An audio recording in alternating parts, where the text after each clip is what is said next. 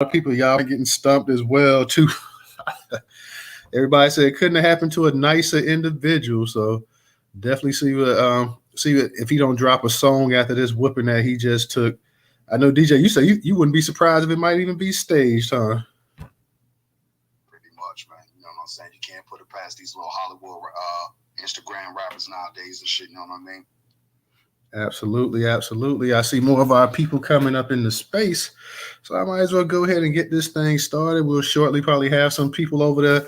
I had experienced some technical difficulties, guys, at 8 o'clock. I got ready to go on, and then the thing just went black, and I had to go ahead and start it back up. So I'm glad y'all coming up in here as well, too, man. We got to talk about the Irvo Otieno. I believe that's Irvo Otieno. That's the brother that just got killed. He was smothered. What the hell's going on with the black police officers? As if we didn't already see it with Tyree Nichols, and we come right around, a month or two later, and now we got this going on as well, too. We even had a female on top of everybody else in there as well, too. Like, what in the world is going on with these black police officers? Professor, what's up? How you doing? Yeah, bro. I was watching that video, man, and I'm just wondering what is going on with the black officers, man. You know, we're supposed to be protecting our people. You know, black Americans, we're supposed to be looking out for each other, man. Even as a police officer, you should be trying to protect the people. Even when you're bringing them in for justice or bringing them into the mental institutions or whatever, we should be looking out for our people. But these guys are doing the same thing that these goddamn white supremacist officers are doing the same thing. Yeah, real talk, Professor. And like I said, and you even had a sister that was on top of the pile as well, too. So she didn't help matters out any better either. I know that the cat was from Africa. He was an immigrant. He was over here since 4 years old. But I mean, I don't care. It still was a black dude that got killed at the hands of black police officers, nonetheless, as well, too. So. Since 4 years old, but I mean, I don't care. It still was a black dude that got killed at the hands of black police officers, nonetheless, as well, too. Hey, y'all hear that feedback? Yeah, I just heard it, man. It's like it's echoing. Yeah, it was an echo.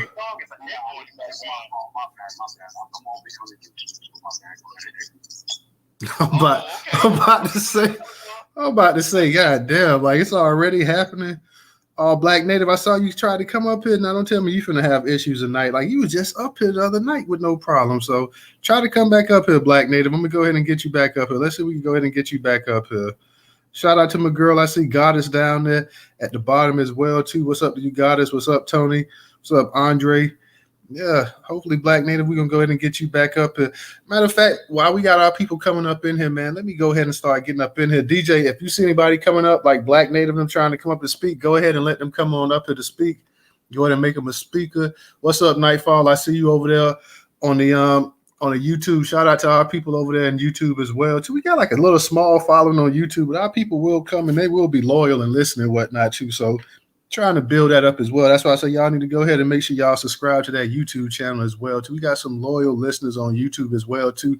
And some of our people, Tony, sometimes I know you'll go over there. Everybody like, well, hey, I'm having issues on Twitter, so I'll just go to YouTube as well, too. So that is one of the bonuses, I guess, about live streaming. But let me go ahead and get to this main story. It's not even the main story because we got Naji Seabrooks as well, too. And this brother, his death is a story as well, too. But this is from Black Enterprise. It's up in the Jumbotron, curated on the Newstoter.com platform. It says, video shows Virginia deputies restraining black man who died at mental hospital. And like I said, the brother was, it was sad to see 10, 11 cops piled on him. Like I said, we even had a sister piled on brother as well, too. Like, good Lord, how many people does it take? And once again, our man Ben Crump is on the scene as well, too. Ben Crump is, yeah, I saw the face, DJ. Ben Crump is the actual lawyer for the actual family as well, too. So let's hope that this brother can get some justice and a nice little settlement as well, too. Man, Black Native, what's going on tonight with you? Now we ain't been having no issue getting you up on here. So, damn. Looking forward to hearing this sister talk tonight, man. Okay, let's go ahead, y'all. Once again, this is from Black Enterprise. It says Virginia sheriff deputies and medical staffers wrestled with a handcuff Irvo Otieno, a 28-year-old black man, for several minutes at a state mental hospital before he died, video surveillance shows. The altercation took place on March 6th as Otieno was being admitted to Central State Hospital in Pittsburgh, Virginia, according to Denwill County Commonwealth Attorney Ann Cabell Baskerville. His death, which has captured national attention, is the latest example of a black man dying during a violent encounter with law enforcement. Unfortunately, y'all, this is becoming the norm. And don't let these brothers have any kind of mental issues or challenges or stuff like that too. Like, you're almost a dead man for certain. Police have arrested and charged 3 former employees of the mental health hospital and 7 sheriff deputies of Henrico County, Virginia, with the second-degree murder in his death. Most of the deputies and hospital employees involved in the case are also black, sadly to say. A grand jury on Tuesday formally indicted the 10 people charged. The video, a download link of which was made available in court documents, shows about 6 officers carrying Otieno into a room. He appeared to struggle as he was put on the ground. At times, as many as 10 deputies and hospital workers held him down while his legs were shackled and his arms were held behind his back. Another 6 deputies and medical staffers were in the room watching the encounter. Later, the video shows Otieno slumped over, motionless. Officers turned him over and began chest compressions. They brought in a defibrillator machine and attempted to revive him. When it's clear Otieno was dead, a lone healthcare worker draped a white sheet over his lifeless body. The family who viewed the surveillance video last week said during Tuesday evening press conference with their attorney, civil rights lawyer Ben Crump, that a mental health crisis should not be a death penalty. Irvo was my baby. He was special. He was caring. He was loving, said his mother, Caroline. Those 10 monsters, those 10 criminals, I was happy to hear they were indicted, but that is just a beginning step. We will achieve justice for my son. A preliminary report by a medical examiner said Otieno, who immigrated to the U.S. from Kenya when he was 4 years old, died of asphyxiation. Prosecutors said they were told he was restrained during the intake process because he was combative.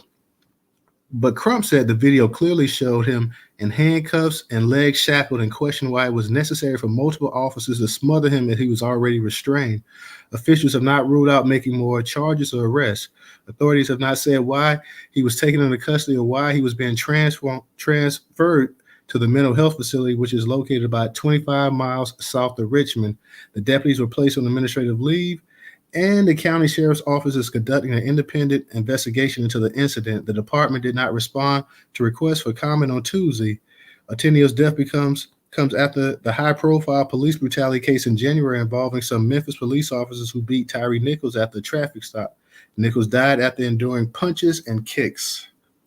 So yeah, just in January, we in March. It didn't take long. Like we say, Professor, what is going on with these black police officers, man? And like I say, don't you have any kind of like mental issue or challenges right now, boy? Because they're not taking any chances. They killing you left and right here, man. Like I just never thought I'd see the day where you be just seeing just black cops just piling on people the way they piling on people, man. You can't excuse this stuff right here. My man over there on YouTube, Nightfall, says Ben Cruppy, like, damn, talk about dude is as fast as Gloria Aldred. Yeah, don't waste no time, man. Like, he is already on it. Like, I mean, he's there already. Like, he's like a canine. Like, he can sense it. Like, he's a hound when it comes to these cases right there, man. And you know, the family, that they're looking for justice. I definitely hope they get justice. The settlement is secondary.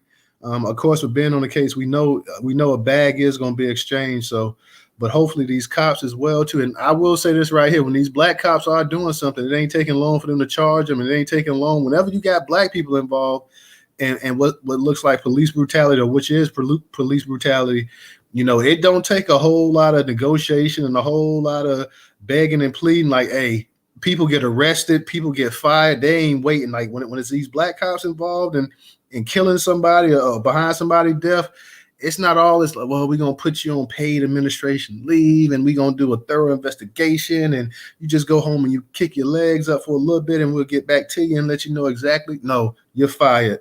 You're fired. You're fired. So they don't waste any time. So that same energy needs to be given to the white ones when they go ahead and they do these same crimes, because it's a number of them doing it every single solitary day. Heart goes out to this family. This brother, I don't know what his mental mind state was in, but if I'm just believing if you got 10, 11 people and they got you subdued, I mean, how many people does it take for you to be subdued? How many people, especially if you're shackled up? If you shackled, what can you do? I mean, he's not busting through the restraints. You know, we've heard cases where you have people that they have superhuman strength. They hiked up on PCP. People don't bust through handcuffs and this and that or whatever. But you're not getting that. So exactly what I mean. How much does it take to restrain somebody? And you would think these black cops, especially, would have seen just with the Tyree Nichols situation, and also seen, with the George Floyd situation, that hey man, when you got somebody pinned down like that, you have somebody in a very vulnerable position. You can't just go ahead and keep doing what you're doing. So what exactly is going on with these situations right here? And exactly what has happened to the black police officers? Like I said before, in a couple other spaces, it's always been that talk sometimes that some of your worst police officers are black. And, unfortunately, man, some of that is coming to the forefront right here. I mean, these black cops here, and I'm going to keep saying that you also had a sister that was piled on the top. Like, as if it wasn't enough people, here come the sister piling on to the man. So you got all of these people, you got mental people, you got sheriffs and this and that, all these people at this place piling in on this guy here. I exactly want to know. It's going to be interesting to see when they actually do that coroner report to see what's in his system, because that's going to be one of the first things that come up.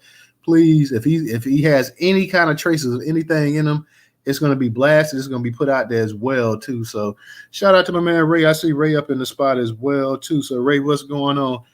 I seen the girl Black Native. Black Native said I had to head over to YouTube real quick. Let me read your comment real quick, Black Native, over here in YouTube. When it comes to black police, ain't no need to see more evidence, and more information needs to come in. Hey, I'm agreeing with you right there, Black Native. When it comes to the black cops, if you do so, and then here's the only bad thing about it too, because then you're gonna have these rednecks on Twitter up here, like that's just all the ammunition they need to. Like, I know we can't be responsible for every single solitary black person that goes out there and F's up. If I F up, it's nobody's fault up in this space right here. Anybody messes up, we can't be held accountable for any and everything they do. But at the same time, we've seen the troll comments when Tyree Nichols was killed, and we saw some of the supremacists come out and they gloated about it, and a couple of them held spaces and this and that or whatever. And like, oh, well, even their own people are doing them like this right here. So you can't blame us. So that's the unfortunate kickback when you have something like this happens or whatever, because this will be just all the ammunition that certain people need to sit up here and say, well, if black people are afraid of other black people, then you can't blame us white folks when somebody gets killed when they come in contact with a police officer, because that's exactly the kind of mindset that we have going on. Black Nate, what you said, they parade these cops out quick and fast in a hurry. Yeah, they put them out there like they're gonna use them as an example. They're gonna use them as an example. They push them out there. So I just never thought I'd see the day when and as if we just went through this a couple months ago, and then here they come. You got Memphis in the house, now you got Virginia in the house, 2 southern states, and once again, like I say, and this is, you got even more cops surrounding this, and yeah, they didn't beat up on them like they did Tyree Nichols. Tyree Nichols was just a punching bag. But still, nonetheless, because of them being idiots, somebody lost their life. This man didn't have to lose his life. You didn't need all of those people. You don't need somebody shackled up and chained up, and you still got all that weight. Think about it. We probably talking about a couple 1,000 pounds pressed down on this man's chest and everything else. And people, he's squirming. He's trying to fight to get up. He's probably losing air. You would think these people with common sense would know better than this right here, but apparently not, man. Apparently common sense gets thrown out the window. I want to go ahead and touch up on this other situation that happens with an actual activist up there in New Jersey, a fellow by the name of Naji Seabrooks. He's killed. This is from Black Star News, and Naji Seabrooks, he's actually an activist up there in that area, and unfortunately this brother lost his life. Another situation where mental issues or mental problems or whatever, it's not totally clear exactly what's going on, but he lost his life, and he's an activist. He's out there every day fighting and stuff like that. And yeah, another sad situation as well too. I'm going to touch up on this real quick, y'all. For you guys that's coming up in the space as well too, if you want to come up here and speak, by all means, go ahead and raise your hand, and we'll get you to come up here and speak. Ray, I would make you the co-host, but I know you've been having issues. Do you feel better just being the speaker tonight, or you want to try to get in the co-host? Okay, you got your thumb up. So we'll just keep you up there in the speaker role because I know you've been having some issues of late. Naji Seabrooks killing. New Jersey AG releases names of officers. The Attorney General's Office of New Jersey released the following statement Wednesday regarding the killing of Naji Seabrooks by members of the Paterson Police Department last Friday. The Attorney General's Office today identified the dead and the officers involved in Friday's fatal officer-involved shooting in Paterson. The civilian who died during the encounter has been identified as Naji Seabrooks, 31 of Paterson. According to the preliminary investigation on Friday, March 3rd, 2023, at approximately 7:43 a.m., the Paterson Police Department responded to Mill Street, City of Paterson, New Jersey, in response to a 911 call of an individual in distress. The individual, later identified as Mr.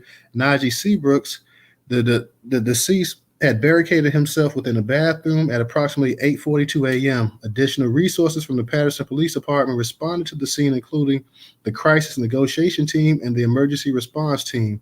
During the encounter, less lethal force was deployed by 3 officers identified as Hector Mendez, Kaid Lean, and Mario Vajoke, something like that. At approximately 12:35 p.m., 2 members of the ERT, Officer Anzor Tasay and Officer Jose Hernandez, discharged their weapons, striking Mr. Seabrooks.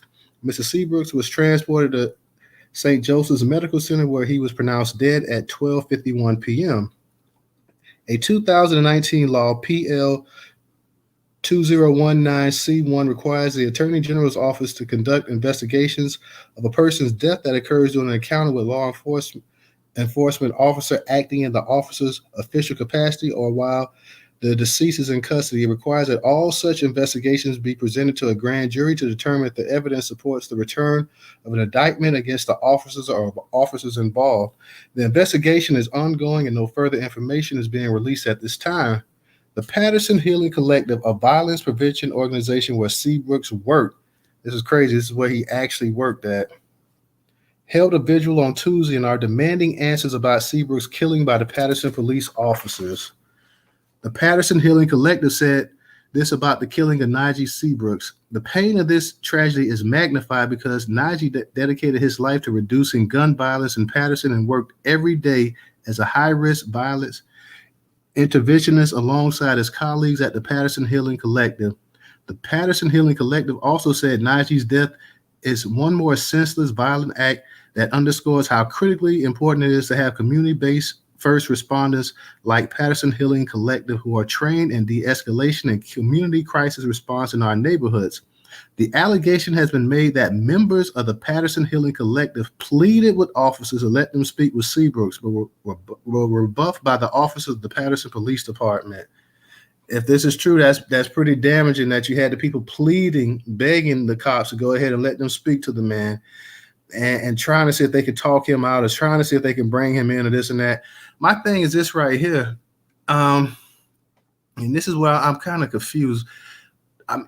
I could see if he had taken a hostage or something like that. He had a weapon. He had taken him hostage or whatever. But simply from what I'm seeing, what I'm hearing right now is that it seemed like the brother just locked himself up in the actual bathroom or wherever he was at. He locked himself up. If nobody was of imminent danger except himself, what was the point of providing lethal force? I mean, I'm a little bit unclear on this part right here. DJ, I know you because you told me about this story, even though I had and this is how bad it is. Even though I had tweeted this story out, it's so many different stories like that coming down the news, the news section every day that I kind of like forgot about this until you actually mentioned that last night. I'm like, oh yeah, like when you said the name, I'm like, well, hold on. I'm like, I tweeted that story out the other day, a couple of days ago. Are you hearing anything up there in your area? Because I know this is in Jersey where you at. Have you heard anything specifically about this? Well, other than what you just read, I'm going to say no because I haven't had time to actually look at it myself. Paterson is not too far from Newark, New Jersey, maybe about an hour at best away. 40 minutes if you're driving pretty fast. So at the end of the day, I can't really speak on the situation at hand. But the one thing I will tell our people, our Black American Negro people right here in this room, is that Patterson, New Jersey used to be somewhat predominantly black, but now it's nothing but Arabs, Hispanics out there. And obviously, you just read the names of those two officers. These people are anti-black. They want to kill us, not just because they're police. You feel what I'm saying? So that's something I wanted us to get in our heads too. They want to kill us by any means necessary. So this is the whole narrative, and not to switch the subject around, but this is the whole narrative while we're talking Black State of America. Shout out to Black Majority. Shout out to Social. We up there every Saturday, 8:30 sharp, right here on the tweet. Black State of America, hashtag BSOA. BSOA. So, rest in peace to this brother. Bless the family, and at the end of the day, it's really not so much just, officers in general, because we see it now pertaining to this other young brother, you know what I mean, that you had a whole bunch of cops just jump on him. Obviously, if you got 2 or 3, about 4 or 5, 200 plus pound people jumping on you, you ain't gonna be able to breathe, man. So why is it that the DA and the DA, the prosecutors, the mayor, the governor, not firing these people immediately and charging them immediately? Because it's a black person or a melanated person involved. They don't care, yo. You know what I'm saying? This is why I don't deal with none of my white friends. I don't deal with none of my Hispanic friends. I don't want to talk to none of my Asian friends. I barely even talk to my Negro friends because they don't give a fuck. People don't fucking care, man. You know what I mean? Excuse my French, but this is obviously the henceforth that you see. If this man, Naji Seabrooks, was a street activist, going around helping people that are in trauma themselves or going through PTSD issues themselves, and obviously the police had to have known him. See that? They know who this man is, and you still terminated him. So therefore, meaning these race soldiers don't care. Race soldiers. You try to keep that word in your mind. Race soldiers. Go ahead. And here's the crazy thing about it too. Like you say, the brother's an activist. And then, if this allegation is true that the people where he worked with, they're trying to go ahead and they're trying to reason with the police officers, like, hey, let us go in there, let us try to do something or this and that or whatever. And they pretty much just shoot them off like, hey, kick rocks. I still got to figure out, like, when he barricaded himself up in the actual bathroom, like, did he have a hostage or something like that? I don't hear anything about him taking a hostage or nothing.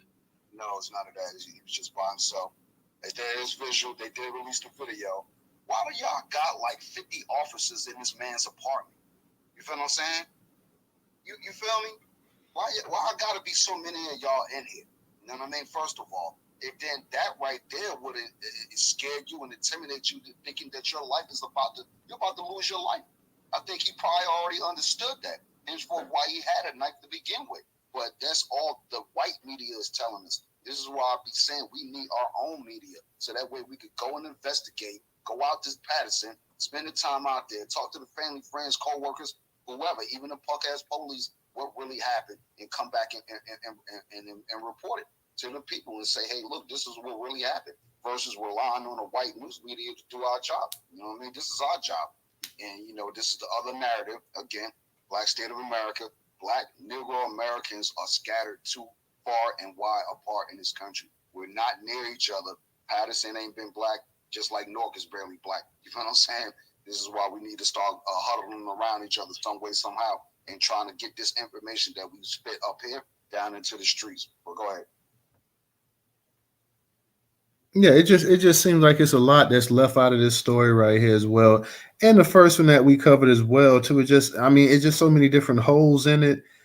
And like I said, the people that he worked with, they actually held a visual for him. They demanded answers. They want to know exactly what's going on, and we got to find out more exactly. I don't know what happened with the brother. Like I said, it seemed like in both cases you had people mentally that was having some issues, and we know that there's people that have mental breakdowns every day, but they're not getting gunned down. They're not getting killed like that.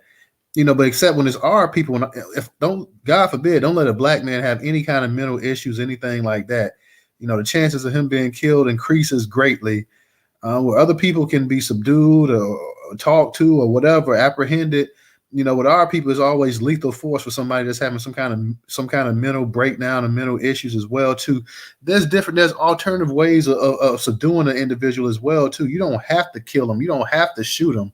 Whatever happened to the pepper spray, whatever happened to the stun guns and all this type of different tactics that they use that they're taught in the actual police academy. You don't have to kill somebody. It doesn't always have to be deadly force, except like I said, when it comes to the actual black man, then like that's the first option. Like, how many cops you had here on the scene, and you telling me the 3 of these cops couldn't take this dude here? Even like I say, even if you had to pepper spray him, even if you had to the stun him with a stun gun or whatever you had to do or whatever, call in backup or whatever, it doesn't always have to be death when it comes to dealing with a black person, with a black man in particular. But more than likely, that's what it always boils down to. Another black man killed over this. And like I said, and this guy was an actual activist up there in this area trying to diffuse violent situations, trying to put a cease to some of the gun violence up there. And he dies. And he dies he dies because of gun violence. Something that he's fighting against ends up taking his life. And by the cops of all people at that. So like I say, this story came out and there's so many different stories like this come out weekly, man, that you can't even keep up with it. So when you mentioned this the other night, I said, damn, that sounds familiar. I'm like, I heard of this. Like, and then like I say, because you can't really even keep up with all of these different news cycles and all of these different interactions with black men and the police officers and black men getting out of jail and being framed and this and that or whatever. So you really just can't even keep track with it. It's just like it's just all just blurred lines. It's just all blending in together. So another unfortunate situation, man. I'm just, I kind of at a loss for words again. But at this point in time, none of us can really say that we're shocked or we're surprised what's going on. It's almost that, and it's unfortunate and it's bad to say it. It's not a good thing, but you almost, weekly, you almost come to expect it. If you don't hear something like this coming out weekly, then it's like the news ain't really being reported. You almost expect to hear some situation where a black person is getting into it with a police officer, and they end up getting killed. It's happening so often that, like I said, you can't even black women, to the point now that they're getting hit the same way, not to the level that black men, but they also facing the same kind of violence from law enforcement as well too. Black Native, you got a comment over there on YouTube. Let me see if I can read that real quick. There are hundreds of videos of white people having mental breakdowns. They seem to be able to subdue them and bring them alive. That's what I'm talking about. Hundreds, hell, probably thousands of videos out there. They find a way to go ahead and talk to them and calm them down and do whatever they can do. You're not going to hear about a white person barricading themselves unless they done took a hostage or something like that. They got a knife to their throat. They got a pistol to the person's head or something like that. You're not going to hear about a white person barricading themselves in the bathroom or whatever like that, especially if this white person is some kind of activist and then being gunned down. And DJ, you made a good point too about those last names that I was talking. Those last names are the 3 that was on the actual scene: Mendez, Lynn, and Mario Vodajak or something like that. Those names, yeah. Spell it real quick. VDOVJAK, Vidovojak, yeah, whatever. I don't know, whatever the hell it is. It's definitely not a regular English surname, anything like that. So yeah, I mean, these names that we're hearing, yeah, that the area of Patterson. You say what's the makeup of that? Is it? Now it's mainly, like I said, a lot of Middle Eastern Arabic type, sand niggas. That's what they call them. Keep it real. You know what I mean? A lot of Hispanics still out there. You know what I'm saying? White folks probably coming back out there now because I see that they trying to pretty much revitalize certain parts of Jersey where black people predominantly resided at. So at the end of the day, again, this is why I said just listen to the names of these particular officers. It ain't no Negroes out there in Patterson, at least not on a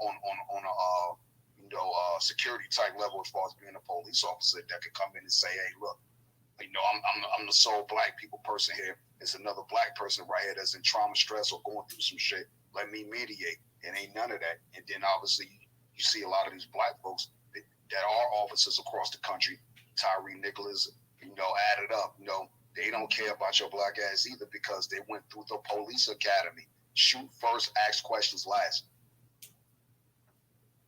Yeah, that's real talk, man. That's real talk. What's up, Mr. Engaging? I see you up in here. No taxation. How you doing, Leon, baby sister? What's going on with you guys that's coming up in the space too? Do us a favor and please go ahead and tweet out the space as well too. Tweet out the space and anybody that wants to speak on the topic. We've been talking about the young man here, Najee Seabrooks, who was killed up there in New Jersey. We was also talking about the young man that was killed also in Virginia, Irvo Otieno, 28-year-old. So you had a 31-year-old killed and you had a 28-year-old killed as well too. So just check out the ages that some of our people that's getting killed and stuff. And I know, like I said, I know with Irvo Otieno, he's not actually people say, well, he's not actually a black American or whatever. Nonetheless, he's a black man that was killed, unfortunately, at the hands of black cops as well too. Black cops, and you had a bunch of them just piling on the damn man. Like, how many people does it take to pile on somebody and subdue them? I really don't know. What's up, DJ?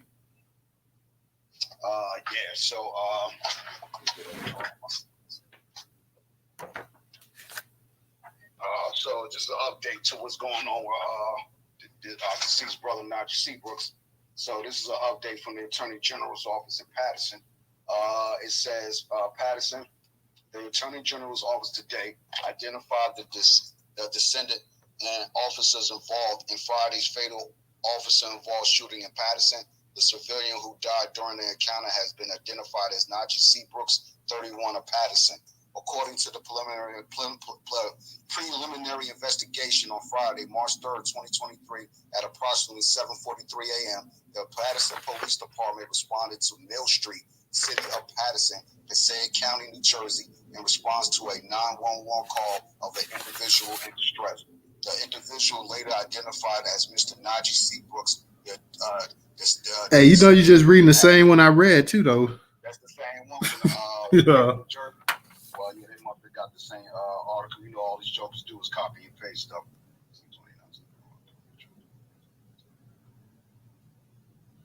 Yeah, it's the same one, I guess.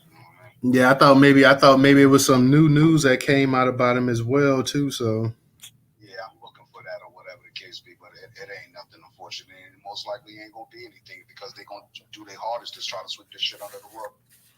Yeah, and then like you said, there was a bunch of them in his apartment as well too. You were saying? Oh well, ain't no telling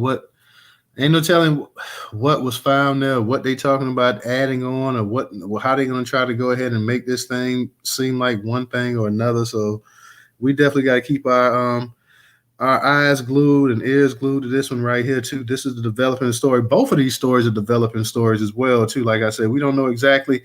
I will say in the case of the one with a black man, the Otieno got killed at the actual place.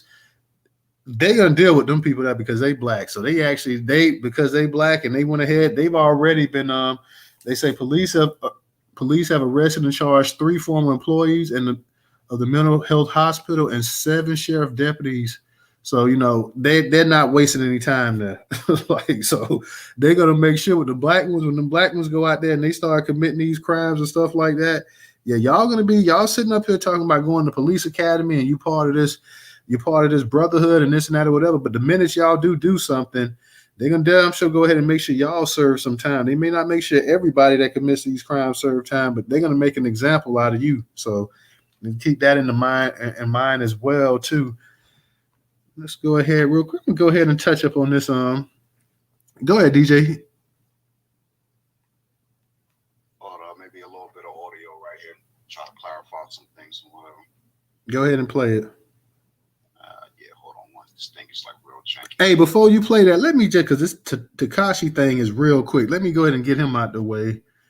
This from Black Sports Online. It says video of Tekashi 6ix9ine being brutally beat up in the sauna at LA Fitness. The streets after a few years caught Tekashi 6ix9ine slipping. It was in an extraordinary place in LA Fitness in South Florida. TMZ has the details on the injuries that 6ix9ine suffered. Tekashi 6ix9ine was savagely beaten by a group of men inside a South Florida gym with injuries so bad the controversial rapper was rushed to the hospital by ambulance. 6ix9ine's attorney, Lance Lazaro, tells TMZ the rapper was inside the sauna Tuesday at an LA fitness when all of a sudden he was attacked by several guys without warning. The attorney says 6ix9ine tried to fight off the combatants, but there were too many of them beating him to a pulp before fleeing. Lance knows 6ix9ine did not have security with him at the time of the attack. Gym staff heard the commotion and immediately notified a manager. Police and EMS were then called to the scene, and he was transported to a hospital by ambulance. We've obtained a photo of 6ix9ine from the hospital where you can see the damage to his face with gashes and swelling. We were also told he was suffering injuries to his jaw, ribs, his back. The next step, the attorney says, is his plans to call the feds and make sure 6ix9ine gets the protection he clearly needs.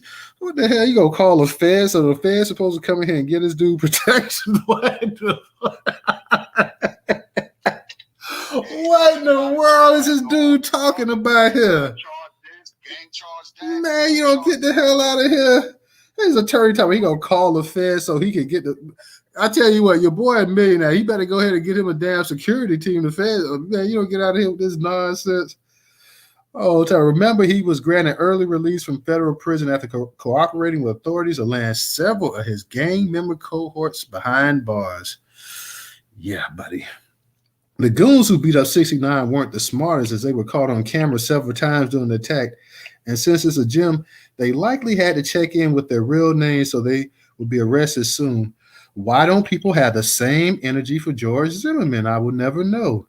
6ix9ine, even after the assault, was able to leave on his feet, and his injuries are not life-threatening. So I'm sure he will make a music video about it.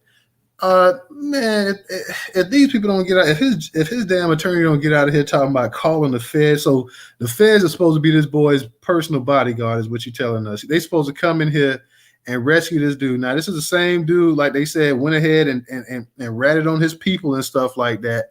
But they supposed to come up here and be this boy's personal bodyguard so he can constantly talk shit and try to bait people like Meek Mill and them to get on his ass.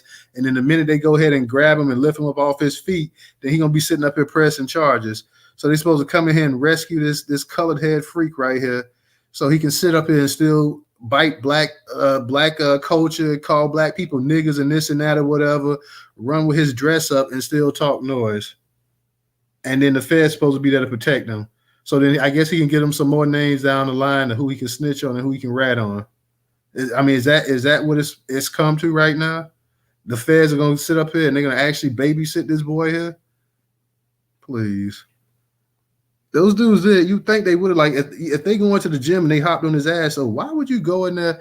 They kind of, like, the article is kind of right. And shout out to Black Sports Online, one of our oldest curation partners. Why in the hell would you go in there with, like, nothing on your face, nothing on your head? And you go in there, you know this dude is a celebrity, so you go ahead and you get on his ass, you know damn well, you know, your face is all over the news and the internet now as well, too. So this is crazy right here. Like, this is crazy. He's gonna come in here. He's gonna contact the feds for protection. Like, man, please.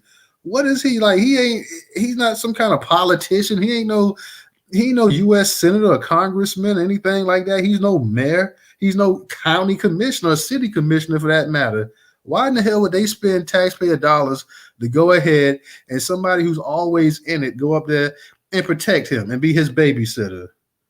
No, I mean, he's a gangster, right? He's thugged out, you know, like you say, nigga this, nigga that. So, I mean, it should be no issue. He can handle himself. He's a big boy. He don't need nobody coming there. He don't need nobody coming in and help him.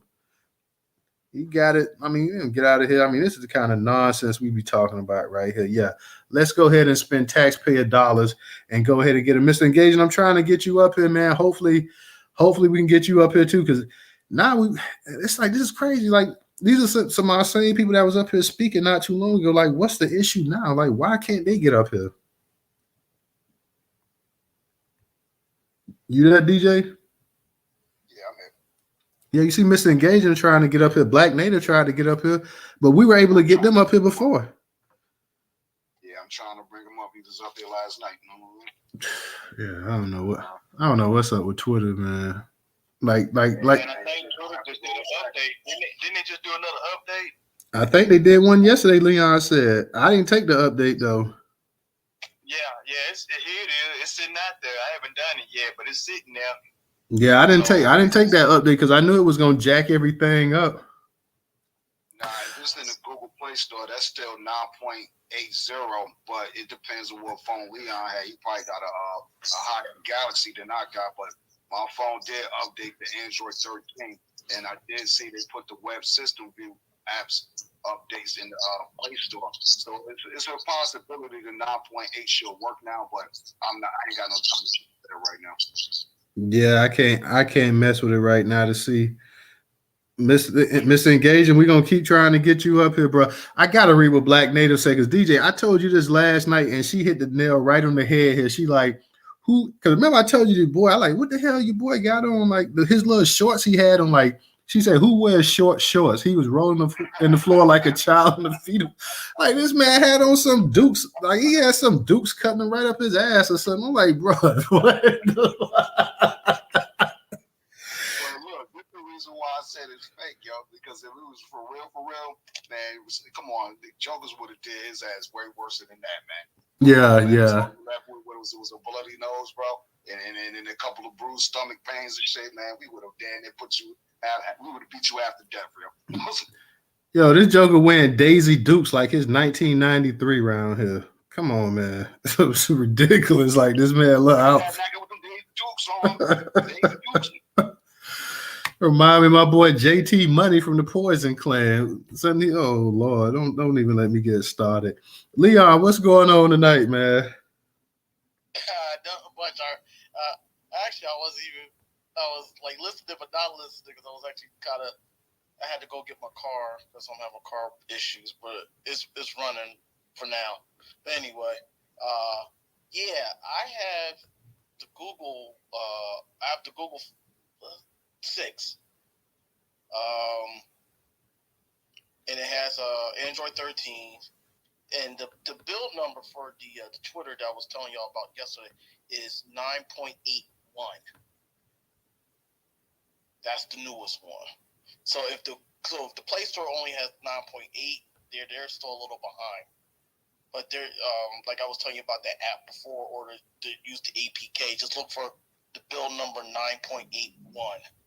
And that was the one I was using. And it was working fine last night. I don't know about today because I haven't been on it, but because right now I'm on my iPhone, so and that's what I use it for day to day. The Google, that's what I mainly use for when I do my spaces or I'm in my back cave. Now to the topic at hand because I don't want to be rude. Tekashi 6ix9ine, I saw that ass whipping. He's a punk. I never liked him anyway. I wish they did curb stomp the shit out of him. In Planet Fitness, he's sitting there crying. Oh, where's everybody? Nobody come help me. Like, please. Then he had a nerve to try to fight the damn dude was videotaping him. Who got him help? I'm a fan. Don't hit me, 6ix9ine. I'm a fan. No, I started losing it. He's such a clown. That's why I couldn't stand him. And I gotta read up on the other stuff, the Irvo Otieno and then the Naji Seabrooks, man. That's just some foul stuff. But well, when you're dealing with white supremacy, that happens. Hey, Newstoter, I want to make one quick special request. What's that? I know we talked about Donald Trump, but I had an epiphany today, and I just want to let this out real quick. I'll be very brief with it, if you don't mind. Hey, go ahead. And Mr. Engaging, I'm trying to get you up here right now, but for whatever reason, I'm clicking on the approve, but it won't let me bring you up. So I'm gonna keep trying. So the epiphany I had today, I was just thinking. Now I don't know if anybody mentioned it last night because I was really listening, but it just dawned on me that either if he does get convicted or whatever have you, remember one thing. Remember, he put over 200 judges in office when he was the president. All he has to do is get one of those judges to do his case, and it's getting thrown out. So you got to really ask yourself, the man can't be that damn dumb. You know what I'm saying? I think he's a damn genius. So and everybody think he stacked the courts for white supremacy. No, he stacked the court for himself because he knew this day was going to come. He was going to get in trouble. And just think about it now. I mean, even whatever happens, which we know it ain't going to happen, federally, he's not going to get committed of anything just because he's a past president. That's not even going to hold water. So even if New York State can file anything against him, which will have to only be state, whatever the charge would be for that state of New York, or however they do it, whatever the misdemeanor or actual felony it is. Even though I'm sure the man still has a judge sitting on that bench somewhere in that lower Manhattan, as long as that case gets on his desk, it's getting thrown out. Just remember what I said. I'll land there. Still trying to bring you up. Tanisha, we tried to get you up too. It's the app, y'all. We're trying to get y'all up. It's the app. I definitely want to get Mr. Engaging up here. I want to get Black Native up here. It's been a bunch of our people we've been trying to get up here, man, and it's this piece of crap app. Hopefully this thing will work itself out, Mr. Engaging. I'm trying to get you up here right now. Even if it approves, it's gonna probably knock you down the list anyways, but trying to get you up, and I'm clicking the approve button right now, and it's not letting me bring you up here. So this thing for the past week or two, man, it's really been a pain in the ass. It's really, for the past week, definitely has been a real pain in the ass. No matter what we do, we still can't get. And Mr. Engagement, I'm able to get the other two to come up, even though they're not. Rivera, I don't think he's going to be able to. Well, Rivera's up here. That's what I'm saying. Certain people can stay up here and other people can't. Tanisha, I approved you, but then it knocks you back down to listener. Mr. Engaging, I'm trying to get you up here, but I was going to tell you how to cure it. You got to log out and log back in. Who are you talking about? For anybody that can't get up here to speak? Yep, that just happened to me earlier. Nobody could let me up, so I just had to. You got to completely log out. Okay. Log out. You got to turn it off your. I guess get rid of the app. Not get rid of that. How can I say this? You can't be on the app. You have to turn the app off. That's what I'm going to say. And then come back onto the app. By turning the app off, you mean by logging off of the app completely? Not logging on, just exiting out of the app like you would on your browser. Okay, I'm trying to. Now you saying two different things, bro. Yeah, don't log out. I mean, you can log out and do the same thing, but you still have to turn like you're on your internet browser. Just close the app out. That's what you're talking about. Right. Yeah, close the app out. Some of y'all might have to uninstall that app and go either to another APK and install an older version of Twitter, because I think that's the only thing that's really working, man. You might have to install an older version of Twitter. That's what did it for me. That's what did it for me too. I had installing the previous version of this app, y'all, because I said it before. This app now has become shitter. It is no longer called Twitter. It's called shitter. You can go shit on it. You can shit all day long with this shit. Okay.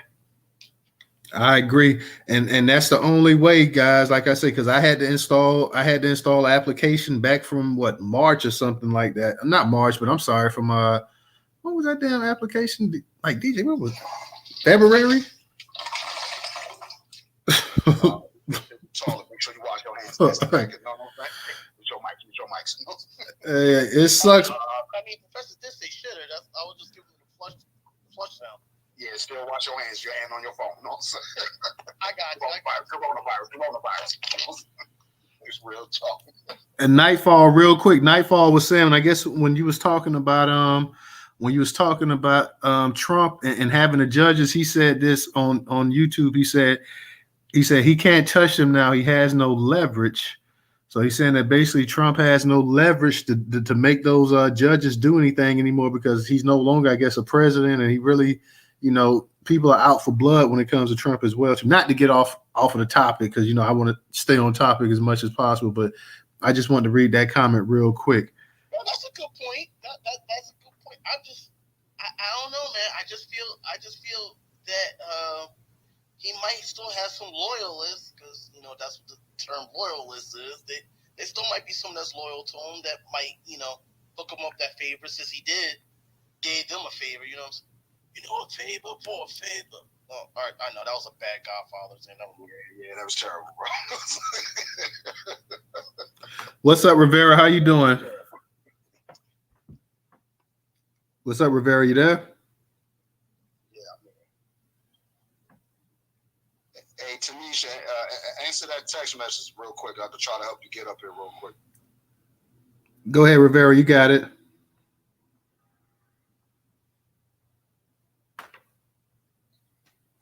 I'm kind of listening for a minute. I have my hand up. I guess I can talk about the Tekashi 6ix9ine thing. I saw that this morning. I think that's interesting. I mean, I'm not too big on what rappers do these days. We talked about that a couple months back. That I don't. Maybe that's just because I'm old. I'm an old man. I'm getting ready to be 40. Music and TV don't really interest me anymore. And even with my own daughter, she's 11. She's not really interested in like TV shows. And there's like a lot of TV shows that teenagers or preteens kind of watch, and she doesn't watch any of that shit. But or listen to she listens to music, but she doesn't listen to the type of music that I say black folk like to listen to. But I don't know. This Naji Seabrooks and Irvo Otieno. Who is this? These are guys who were killed in Mexico? No. These are two totally different. One was killed in New Jersey. Naji was actually an activist up there.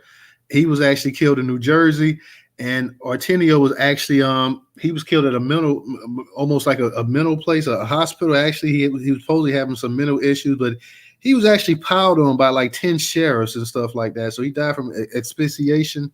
So yeah, that's who they are. Mr. Engaging, I see you got up here, so I'm glad you can. At least when you come up here, you can tell people too how you got up here as well too. So thank you on that. I'm glad you was able to get up here. But go ahead, Rivera. No, that's it. I'm just kind of listening for now. I'll raise my hand later. Oh, okay, yeah. These two brothers, one was 28, one was 31. Otieno is actually, I think him and his family migrated to this country when he was 4 years old. Unfortunately, Otieno was killed by all the people that killed him or responsible for his death were black. People think about it, it kind of reminds you of Tyree Nichols, except for the situation that they weren't beating on him like Tyree Nichols was, but the man was shackled and handcuffed and everything else. And, you had a bunch of people, a bunch of weight on him, and he ended up dying that way. And the other brother, from my understanding, that he actually, like I said, this guy was an activist against gun violence. He worked at a place, and, even the people he worked with, they pissed off because they said that they tried to actually talk to the police before this thing escalated because he barricaded himself in the bathroom. We don't know anything outside that.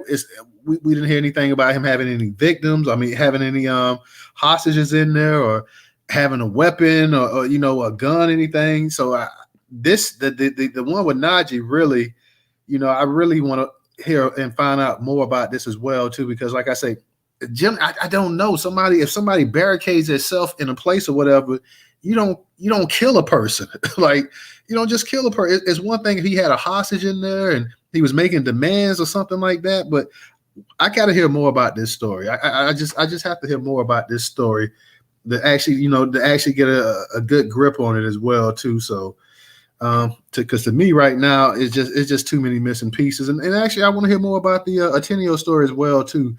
Why did they feel a need to pile on the man like that? And both of these guys seem to be having some mental issues or mental breakdowns or whatever. But as Black Native pointed out, you see videos of white folks having mental breakdowns and mental issues daily. and getting taken alive and getting treated with kitty gloves on. As a matter of fact, as well, too, being talked to the way you would talk to a 6, 7 year old child. Okay, calm down, in a nice, soothing, calm voice, trying to get the person to relax and not trying to make anything escalate or aggravate them or anything like that. Doing everything in the world they can to go ahead and hold their hands and smooth everything over. And these people walk away alive 9 out of 10. But with a black person, especially a black man, it's always a way. We always find a way to put a bullet in one of us. So that's my issue, with this situation right here as well, too. Mr. Engaging, go ahead and unmute your mic. Yeah, Negro Man checking in. I want to say how I got on the stage. I just went to the Twitter, Google. I was going across between the Galaxy and the regular Google App Store for those Android users. Us broke people got to stay strong, stay solid. Use what's affordable. With that being said, I definitely want to comment on something. The Tekashi 6ix9ine. I definitely want to comment on it from a different perspective. I'm going to tie in what you were talking about when that white supremacist guy the other day was saying disparaging things about killing Barack Obama and all that bullshit. Remember that, Newstoter? Yes, sir. Okay, so Tekashi 6ix9ine, the snitch, who's the immigrant guy, who comes over here, probably came over here illegally or whatever, or a questionable background, whatever, he's getting witness protection or he's getting tax dollar protection from the government. But the politicians that we put in position that we vote for don't get the protection that's needed. I just want to drop that on that stage because I'm kind of pissed. Okay, no problem with that. I feel you on that. Definitely, like I said, and not only were they making threats about Obama, but Eric Holden, Susan Rice. I mean, this guy was sitting up here talking about deleting all of them. If Trump gets taken, if Trump gets arrested, we should go ahead and load them up against the wall and delete them. Like, yo, what kind of nonsense is right here? And the fact that this joker is on his channel now, let you and I say something like this on Twitter and see if you don't be banned for life.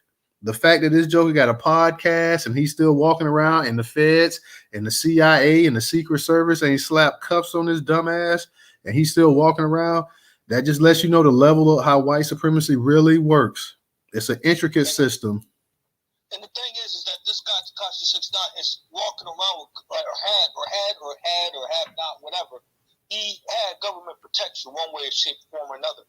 But yet still our politicians, and this leads to the reason why we need to have reparations. Because we can't even protect our interests the way we want to, family. I'm not saying that we want it, I'm not saying Obama is what we wanted or whatever, but we voted for the guy. Win, lose, or draw as a collective. Like, he ended up doing us bad, we know that. But the thing is that they're not even protecting the people that we even put in a position of authority to do our bidding, even if they're doing a crappy job or not. I'm not even getting into that. So, imagine if we do have somebody that's in our interest. They're going to try to bulldoze that person. So it's just something that I just wanted to, keep in mind. And the reason why we need to have reparations is the reason why we talk about reparations. It's to protect and to preserve our interests and our legacy. Appreciate that. Let me see. Black Native, did you may want to hit up DJ real quick, Mr. Engaging. You say when you to get back on here, what did you do? You say you went to the actual Google Play Store or you went to Samsung? I had the Samsung one. I guess they switched it on and off. First it was the Samsung one that was working good. Now I switched over to the Google. Now the Google one's good. It seems like they're trying to make sure that it's the same people logging in accounts or something. Because every time I log into the accounts, it activates as if a new user, as if I'm logging into that interface. Just something that I just want to make my people aware.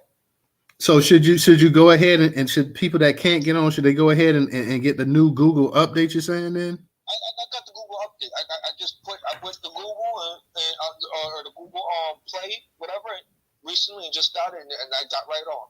Okay, Black Native, if you can hear, I don't know if you're in the space right now or you're on YouTube. If you got an Android, try getting that that new Google update on the Google Play Store and see if that could go ahead, and that probably will be able to get you up in here, because Mr. Engaging was having some issues as well too. So if you can, Black Native, if you hear me, if you're in the space or you're on YouTube, go ahead and try to get that update, and then you probably can come on up here, because I definitely want to hear you speak tonight. So if you get a chance, sister, I don't know if you're in the space or not, but go ahead and get that. And Tanisha too, if I don't know if Tanisha's still in here, she looks like she might be gone, but if anybody wants to come up and speak that can't come up here and speak, go ahead and get that new Google update, y'all. I haven't got it yet, because I didn't, it's just been iffy. So I'm just, since this is working right now, when it stopped working, and I'll go ahead and get the new update. But I just, at this point in time, I can't trust it with these boys. Let me say real quick, y'all, up in the Jumbotron, we got the newsletter and the YouTube channel. Make sure y'all go ahead and subscribe to that YouTube channel. We get 1, 2, 3 people to subscribe each and every other day, slowly building it. So if you have not subscribed, please go ahead and subscribe. Also, you can support us on Cash App. That's $Newstoter, $Newstoter. Newstoter is the largest Black-owned, largest Black American-owned media news curation platform today in America. Once again, that is $Newstoter. If you do not have a Cash App, you can support us on PayPal or Venmo. That's up in the Jumbotron as well too. So once again, that is $Newstoter, $Newstoter. Professor, go ahead. Tanisha, I'm gonna see if I can get you up here real quick too.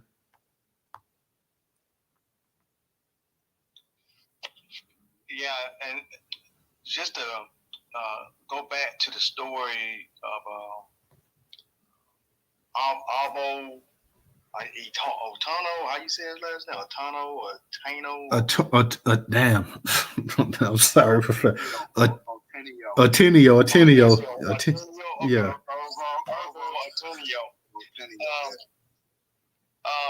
To go back to his story, and I guess we know he is an immigrant from, I think they said Kenya. So this goes back to what I have said in your space before, Newstoter.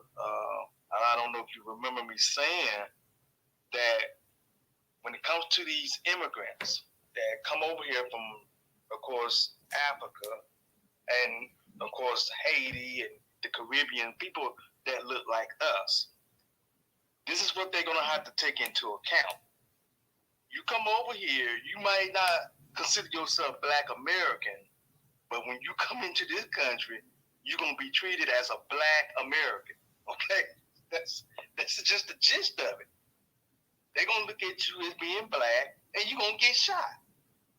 I mean, and I know that sounds bad to say, but see, these folks come over here, and they'll sit here and say nasty stuff about Black Americans, but this is another case right here of an African immigrant that has been shot. Okay? Let this be another lesson to the African immigrants or Black people that look like Black Americans or others or non-FBAs or whatever you call yourselves, that when you come in here and you want to start fights with us or you want to poke fun at us, talking about we need to get over slavery, we need to get over reparations, right? You come in here trying to tell us how we're supposed to live. Let this be a lesson to you that when you're Black in America, no matter where you come from, you're going to be mistreated and abused the same way as the foundational Black Americans, because you are seen as Black. There you go. You blackly black, blackly black, black. Like the guy said in that movie CB4, blackly black. I'm Black, y'all. I'm Black, y'all. Blackity black, black, black, black. There you go. That's it. You're Black. Damn it. Real talk, Professor. And I don't know this brother personally, so I don't know how he felt or whatever, but you're right. When you come over to this country and you're Black, it's an automatic target on your back. And this is a target that Black Americans have been going through from the time that, from slavery. So definitely, and like I said, I don't know exactly how this brother, how he feels or whatever, how he felt or whatever, but, it is what it is. So, hopefully, everything can be everything. I wish the best for his family. So it's just unfortunate. Like you say, you got the brother in New Jersey, Naji Seabrooks, he got killed, and Otieno, he suffered the same fate as well too. The only difference with Otieno is that, unfortunately, his brother died at the hands of black folks here too. Doing stupid stuff, pretty much smothering the man to death. So that's the only difference with that. With Najee, you kind of, the way he died, you're not surprised at all because that happens so often over here by the people that killed him. But the other brother, like I said, it's unfortunate. You already had the Tyree Nichols thing, and then you come back 2 months later, and here we go again. So that's the only thing I would say about that. Tanisha, I see you up in here tonight. How you doing? I'm glad that we were able to finally get you on. I know you was having some issues. How you doing tonight? Go ahead and unmute your mic and speak, please. How you doing, everyone? First, I want to say I want a black hand like everybody else. So somebody need to help me figure out how to get my hand black. You got to just hold it down. When you raise your hand, you just got. Why is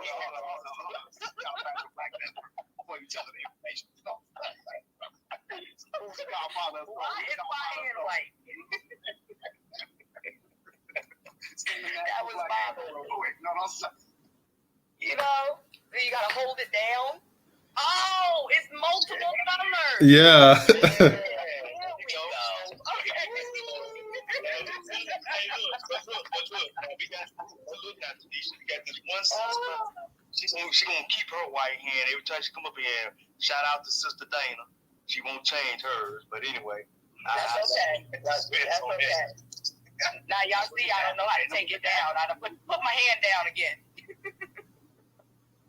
So as y'all can see, I'm technically challenged, but I'm learning. I've had to learn a lot over these last 10 months, and I thank y'all for inviting me on the spaces. And first, I want to say, Tekashi 6ix9ine makes my nerves bad.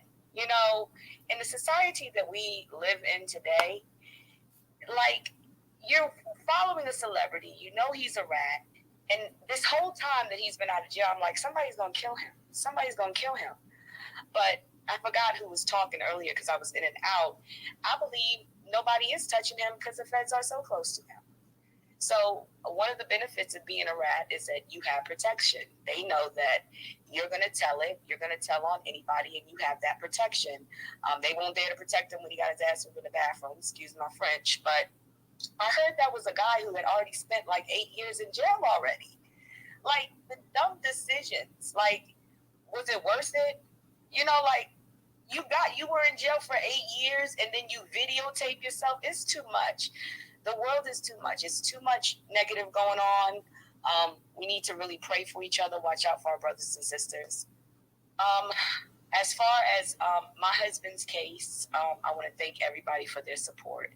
If you know, a couple of weeks ago, I was on a mad, frantic panic to get $20,000 because his lawyer was going to drop his case. And I was able to get 10,000 of it, fundraising, going to family, just being online. It's really hard to fundraise online. I'm on multiple platforms. Part of me feels like we live in a world today where there's so much going on. And as a people, we're going through so much ourselves, but we're also really desensitized it's when it's not happening to you, when it's not happening to your family. So when he went to court, it was a Monday, he went to court and he had a motions hearing. This motions hearing was a very important motions hearing because this case is all about DNA. They are saying that they have his DNA at the crime scene. My husband, several other people are saying, y'all tripping, I ain't never been there, don't know where these people live at, you got it twisted. There's been a lot of things. I want to say that in that motions hearing, that the DA had said some things about me. The DA and the detectives, they are all watching me. Financially, they know that I'm trying to raise money. They know about the puppies I sold, how much is in here, how much is in there. They are watching me closely, which I already knew that. And they also are very upset about me talking. They tried to put, basically, sorry, I'm trying to watch what I say also. They basically tried to quiet us and have some of the things that we've done. If some of you know, there's some videos out there that I've talked on Spaces and stuff like that, I'm actively talking about my husband all the time. I won't shut up. And the judge wouldn't have any of it. So that was null and void. It didn't happen. I was grateful for that because they know the way to affect Mariko is by him not having the funds to get what he needs. The judge approved for him to have a DNA expert on this case, and they are going to pay for it. I had said, DJ, I had to do a profit and loss statement on our business. I was running my husband's trucking business after he left. We did the best we could. I lost the truck in January. But in hindsight, I see that things happen for a reason. Because on top of the $100,000 that his legal fund is already costing, it would have cost us more money. So, of course, at the time, I'm devastated. But $100,000 is not easy to come up with. I don't have it in my back pocket. I didn't know how I was going to come up with it before, but by the grace of God, we are only in need of $26,000. We're at the end of it, so there's a light at the end of the tunnel. Also, at that preliminary hearing, at that motions hearing, they pushed his court date back to October. When you can't get funds in fast enough and things can't move along in a case, cases get pushed back. That was a devastating blow. His trial was supposed to start in May. Now, because of the DNA expert and the work the DNA expert has to do, along with some other things, he's not going to court till October. So that's the update that I have right now. So right now, you guys will see me a lot online. I will be still fundraising. I will be pounding the streets, pavements. There's some things that I'm thinking about doing because this whole situation has opened my eyes. There are guilty people in jail. Yes, I know. But there are also innocent people. You see them. You just had a show the other day on it. And I was so happy you had that show because every week I'm looking at the news and I'm like, are you serious? 30 years? This man has been in jail for 30 years. This man has been in jail for 20 years. It's like every week nowadays. I think your topic was on 6 of them. Like, yes, ma'am. This is something that is happening to us. And if you see it happening in the news, don't think it can't happen to you. Because we thought it couldn't happen to us. We weren't criminals. My husband is ex-law enforcement, never had a criminal record in his life. Very born people raising our children. We're saving to buy a home. Like, this came out of the blue. So we got to watch each other's back, and we have to be aware of what's going on out there. You see it. It's all on the news. They've been locking us up. And there needs to be some type of help for people who are fighting, because this is where the fight starts. When you are innocent, you are trying to prove you're innocent in court. If you don't have proper legal representation, you are good as gone. I've talked to multiple people at different platforms, different organizations that do different things with people who are incarcerated. They all say the same thing. The worst thing you can do most of the time is have a court-appointed lawyer, because a court-appointed lawyer works for the state, and they're underpaid, they're overworked, and they're not going to do the work. Some of them have good hearts, but some of them don't have pure intentions. They're just trying to get past the case. And we're dealing with court-appointed lawyers who don't give a damn. They thought they were going to get my husband up there. He was going to get a court-appointed lawyer, and this was going to be an open and closed case. And it's not working in their favor, and I continue to have it continue that way.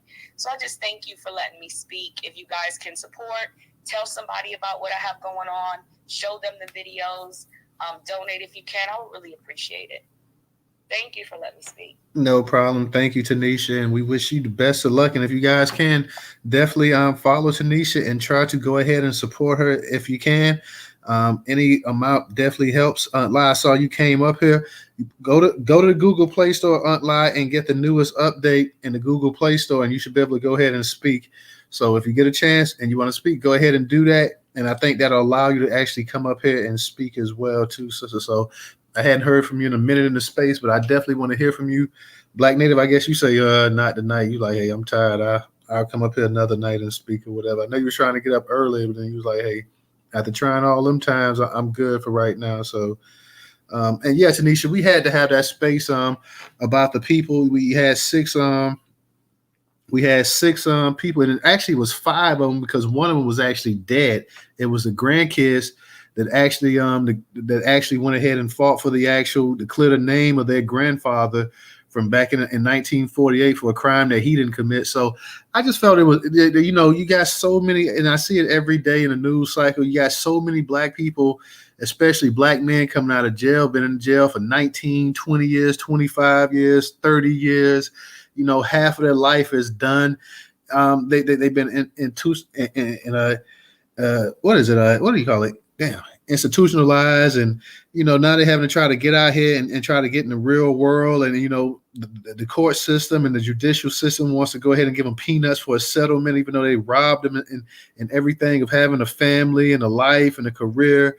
So I just felt the need, and that space was a really small space. I think maybe 80 some odd people saw it, but you know, as black people, we need to go ahead and start prioritizing. We always talk about you know, nobody wants to tell our story. Nobody wants it. But, you know, when we do try to do stuff like that, you know, those spaces are usually the smaller type spaces. Now, if it's something controversial, if it's something, you know, it's a bunch of beef and bickering and stuff like that, then, you know, our people will come out in the masses and they'll support it. But if it's something that's really real, something that's beneficial, something that's really helpful, a lot of times, you know, we're our own worst enemies. We won't come out and we won't support it. And like I said, these brothers had got railroaded. Every last one of them had got railroaded. And, you know, just now getting a chance to resume their lives. So we definitely want to go ahead and hold a space on that and shed some light on it. And I believe not the Black Authority, but I believe Professor Black Truth, I think he had a space on that. And he was also saying it was thousands of cases like that as well, too. And we know it's thousands of cases like that.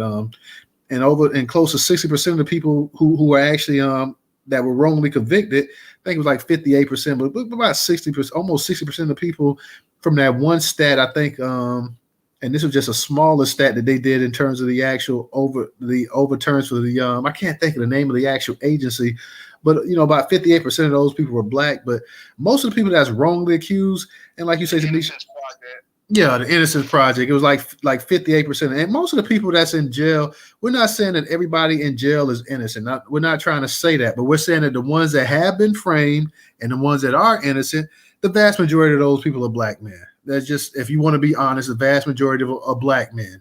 So, and I would even register to say that those statistics are a lot higher than what they even want to say too. I would go so far as to say that 65 to 70% of the ones that's been railroaded that's in jail are black. If you want to be honest about it, they're not going to go ahead and they're not going to put the numbers up that high because, you know, oh, well, you're making fun of judicial. Yeah, the judicial system is a goddamn joke. So, yeah, I would even go that far and say that, yeah, the ones that are actually innocent, like I say, not everybody's innocent, but the ones that are, they're actually been railroaded. Judge Sarah, I'm trying to get you up here too, but it dropped you down to listener. You may have to go to the Google Play Store and go ahead and get the latest update of Twitter as well too. That's the only thing. I think that's what's been dropping people. Aunt Lai just got up here because she just got the latest update. I told her. So if you're coming up here and it's dropping you down to listen, that means you don't have the latest update of Google. So please go ahead and get that latest update, and we can go ahead and get you up in here as well too and let you speak. If not, it'll let you request to speak, and then it'll drop you down. So okay, Judge Sarah, I see you up here now. So Aunt Lai, go ahead and unmute your mic. Hello, hi my beautiful black people. How y'all doing? We're doing good. Peace, reparations, and black power to everybody. I just got in the space. I wasn't here for all of it. I want to say, Rovi, I talked about that story in New Jersey, but it honestly breaks my heart because that's my nephew, man, the one that I'm fighting for. So the guy who got killed, mental health, I really try not to really pay attention to that story because that's my nephew's name and everything that I'm going on fighting in New Jersey. But from what I've seen, they just murdered him, and it was a call for help because he had mental health issues. And that is literally why I wrote the book. And that's literally what law enforcement do. They have not stopped with their mission and plan since 1619, or how they see us and how they treat us. They have just transformed from Confederates to slave patrol to KKK to police, and they are the authors of reinvention and transformation because their tactics, the definition of what they do is still the same, but their names, and that's the thing, that's the psychological warfare.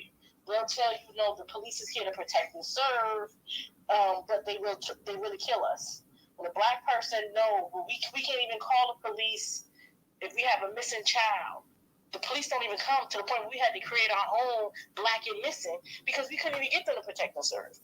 Or how many times have been situations where you tried to call the police for help and they tell you there's nothing you can do? Like, what's the point of you being a police? But when it comes to them killing a black unarmed person, they do that like it's not going out of style. That's what they do best. And they don't have no qualms about it because the psychological warfare of them saying one thing and doing another, and people falling for that. It's the same with the justice system, and that is why I fight. That is why I will continue to fight, and that is why I'm actually not in a good mood. I was like kind of down. My nephew had his hearing yesterday.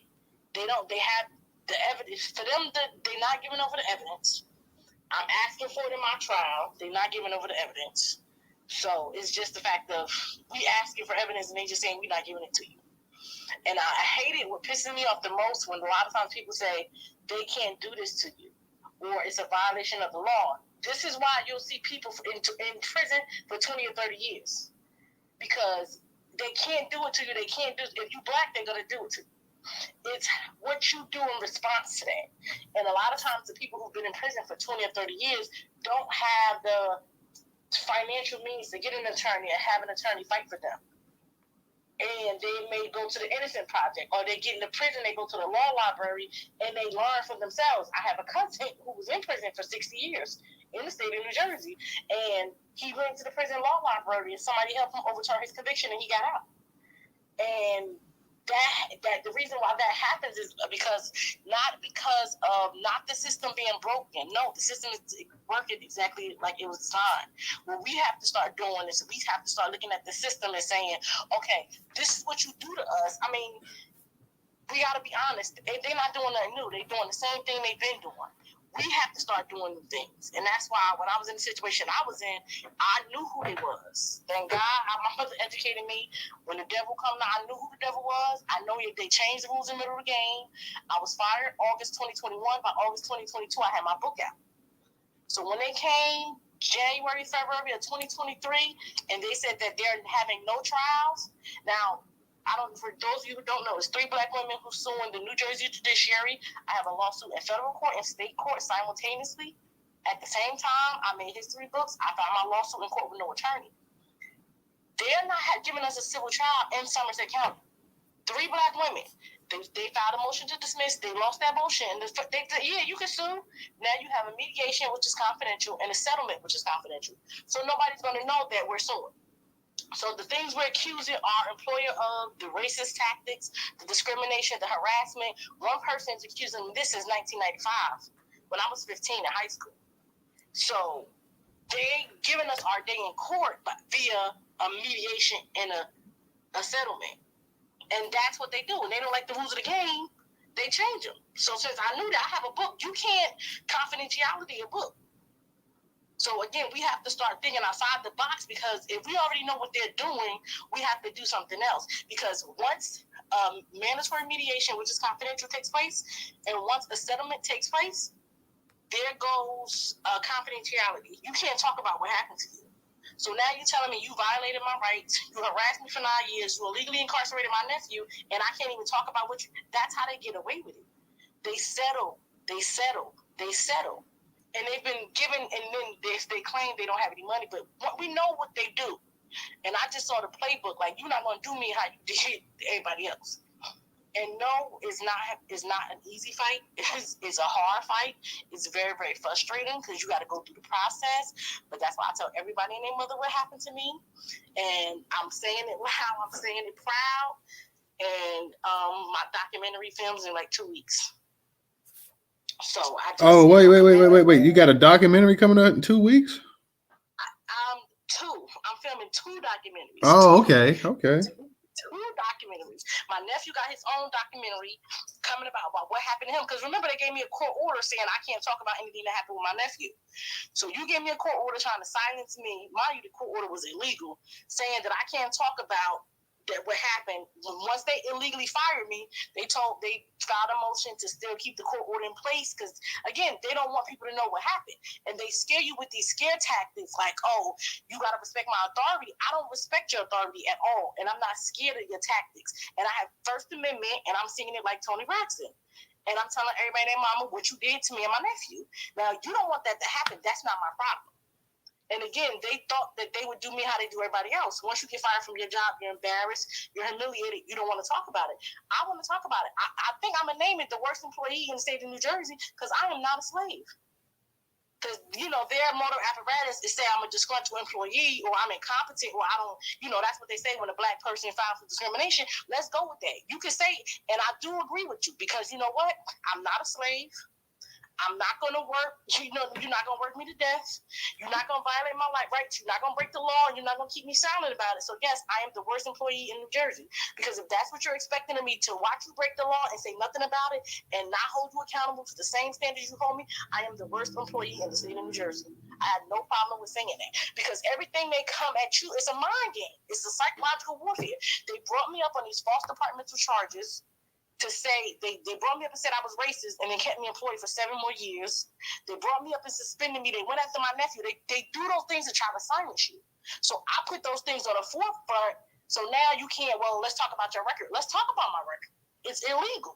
Let's talk about what you did to my nephew. It's illegal. Let's talk about all these things that you're going to try to use to try to discredit me because, again, I'm a black woman in America. I'm an angry black woman.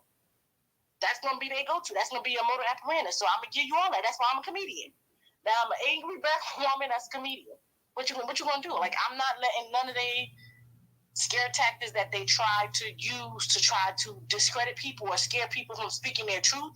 They tell you, you got to be silent when you have a pending case.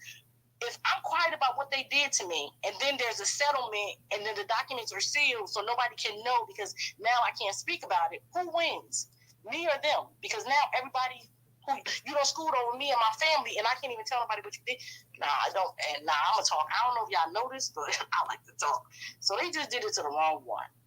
But the documentary is filming the 5th through the 9th of April, and I'm trying to get as many people as I possibly can. And the news, the Trenton mayor, I need you to contact to see if you want to do it. The police officer who filed a complaint in North Brunswick, and other people who have issues in the state of New Jersey. And that's my job now. Literally, as a motivational speaker, I'm doing my next documentary is Black People in Law Enforcement. And the thing is, when a lot of people say Black people don't talk about it, it's not that we don't talk. We don't own none of the media companies. When we're in this situation, if it wasn't for you, I don't know what I would do. I literally don't know what I would do because I don't went to CNN, MSNBC. They don't want to hear nothing about it. So when it's time to get the exclusive, you getting it, not none of them, because when push came to shove, nobody wanted the story. I done ran up the aisle sharp then. If you imagine, I literally done everything. I've given more books away than I've sold. I don't think I even sold 50 books. I've given away over 200. Which is not a bright business move, but it's smart. I have to get the message out by any means necessary. I have to let people know what's being done, and I can't be silenced. And that's the only thing we have. And the Twitter spaces and to making stuff go viral, that's what we have. So that's what we're using. That's why they try to silence us. That's why we get on the mic, we can't talk. And we have to understand the importance of that, and we have to understand it's a lot of distractions going to come from it. A lot of people with their nonsense to not let us talk about what the issues are, but we got to keep our eye on the prize. I'm very, very proud of us. And a lot of times when they say Black people don't support Black people, I tell them that's a myth. That is not true. I've been supported so much by Black people. I don't know if it wasn't for DJ and you Newstoter, I would have hurt somebody. Even when I come on here and tripping, y'all be like, nope, shut up, Michael. Mute your mic, because y'all really have helped me out. Even for my daughter's birthday, I couldn't even afford to get her a birthday cake because I was fired. I didn't have no job, and somebody went here. I'm still trying to find him to go and he blessed me with enough money so I could buy my daughter a cake and get her something for her birthday. Because I was sitting here fighting. So I don't like the narrative that we don't support. It's that we don't know what's going on. It's so many of us, we all over, but because of Twitter, we are able to do that. We are able to advocate and help each other. And that's what we need to do. That's what we're going to continue to do. And I'm glad that dude with the rainbow hair got his ass whipped. That was one for the ancestors. I want to give a shout out to everybody that got their licks in on that one because that warmed my heart. I was just, and I hate it when I see other people trending and they still alive. I'm like, what the? But anyway, I love y'all. I'm going to try to continue to be positive. They're really trying to school me in my case. I'm doing everything in my power to let everybody know how you schooling me. Because again, like I told y'all, you know how in the hood, it'd be somebody, the big fat girl, you don't want anybody to know you smashed.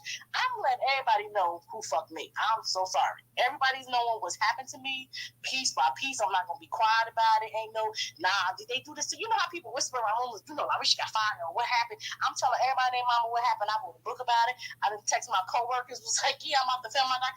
I know they pissed. Hey, don't piss on me. Anything you do to me, I'm going to sing it like Tony Braxton. And I can't sing. I'm like, you know that right now. I can't hold a note if you gave it to me. But don't do something to me, violate my rights, and then get mad at me because I want to talk about it. Because, the next thing is they're going to try to shut me up. So I'm definitely going to try to do the documentary. The 2 documentaries at the same time, and the second book will be out. I don't even care if nobody don't sell it because I already got a movie offer for it. So when push comes to shove and everything is maybe a year from now, everything is sealed. The only place you'll get information on this case, because the court's going to see all the documents, is my book. That's the only place you're going to get the information from because they're going to do everything in their power to seal it. So it was a smart move by myself. I'm not trying to toot my own horn, but toot. And that's the stuff that we have to start doing. We have to start saying, okay, we know they're going to do this because they always do. So what are we going to do? And we think outside the box because I'm pretty sure they're going to be pissed when they find out I already got a book out and I'm doing a documentary and they can't do nothing about it because it's protected by the First Amendment.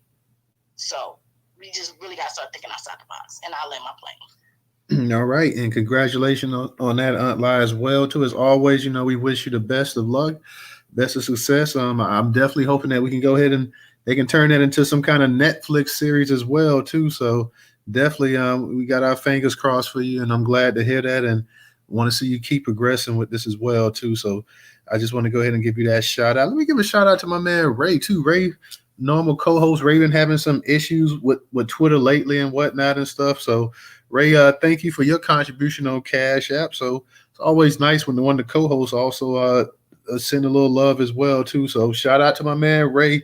I know you're down there in the listener section, Ray. I know it's been hard to stay up in the speaker section, but shout out to you, Ray. And anybody else wants to donate, that is $$ Newstoter, $ Newstoter. That's a Cash App, $ Newstoter. So, Judge Sarah, how you doing tonight? Go ahead and unmute your mic. Hey, Newstoter. Hello. I was just browsing through and I saw you was online. So let me go ahead and say what's up. And so I just sat here and researched this Najee Seabrooks. I didn't hear about this. And this is like really fucking me up, y'all. The Negro is in danger, for real. I'm kind of fucked up. I'm so sorry. I was holding on, and I hadn't heard about this Najee Seabrooks. I was listening while you guys were in here, and I'm just really feeling some kind of way about the continual attack on Black men. This is really problematic for me, and I don't know. I'm at a loss because we need solutions. Auntie Lai, I appreciate you doing what you do for us.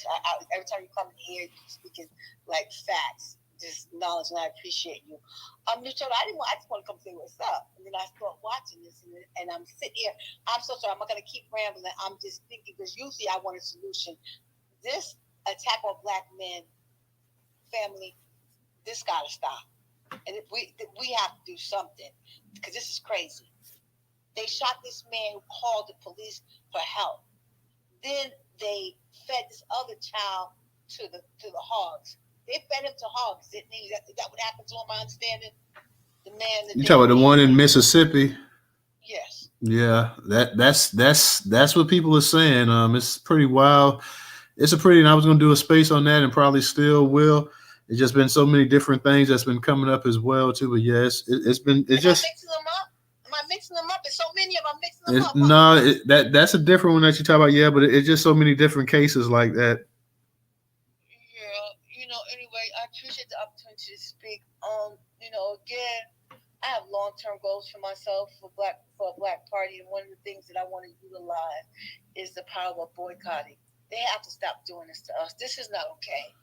Like, my heart is hurting because what I know, this could be my brother, this could be my son, this could be my father, and they continue to attack Black people and specifically Black men, and it's a problem for me.